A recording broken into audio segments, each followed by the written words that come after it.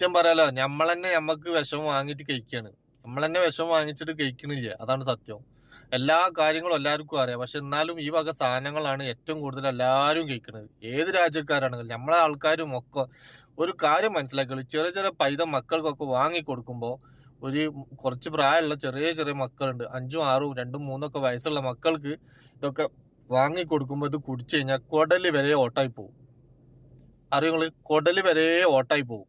അത്രയും ഡേഞ്ചർ സാധനമാണിത്. ഇതൊക്കെ സ്ഥിരമായിട്ട് കഴിച്ചു കഴിഞ്ഞാൽ പിന്നെ ആ മനുഷ്യനെ ചിന്തിക്കാനൊന്നും ചെയ്യാ തട്ടിപ്പോവ് തന്നെ. എന്താ ഇപ്പൊ ഇതിലേക്കുള്ള കെമിക്കൽ? നിങ്ങളൊന്ന് ഏറ്റവും കൂടുതൽ ഷുഗറാണ് ഇതില്, ഏറ്റവും കൂടുതൽ പഞ്ചസാരയാണ്. ഒരു ഇത്തിരി കെമിക്കൽ ഇത് ഉപയോഗിക്കണ്ടെങ്കിൽ അതിന് കൂടുതൽ എന്താ പറയാ പഞ്ചസാരയാണ് ഇതിലുള്ളത്. അങ്ങനെ ഇപ്പൊ നോക്കുകയാണെങ്കിൽ നിങ്ങൾ അതൊന്ന് വൃത്തിയാണ്, എന്ത് വൃത്തിയാണ് ഇത് ആവണത്. അപ്പൊ നിങ്ങൾ ആലോചിച്ച് നോക്കുകയാണെങ്കിൽ എന്തെല്ലാം സാധനങ്ങൾ ഉണ്ടാവും എന്നുള്ളത്. അപ്പൊ ഇതുകൊണ്ട് തന്നെയാണ് ഇതൊക്കെ ഇങ്ങനെ പെരുകിയത് കൊണ്ട് തന്നെയാണ് നമ്മളെ നാട്ടിലുള്ള രോഗങ്ങൾ മുഴുവനും, ഏത് ചെറിയ കുട്ടികൾക്ക് വരെ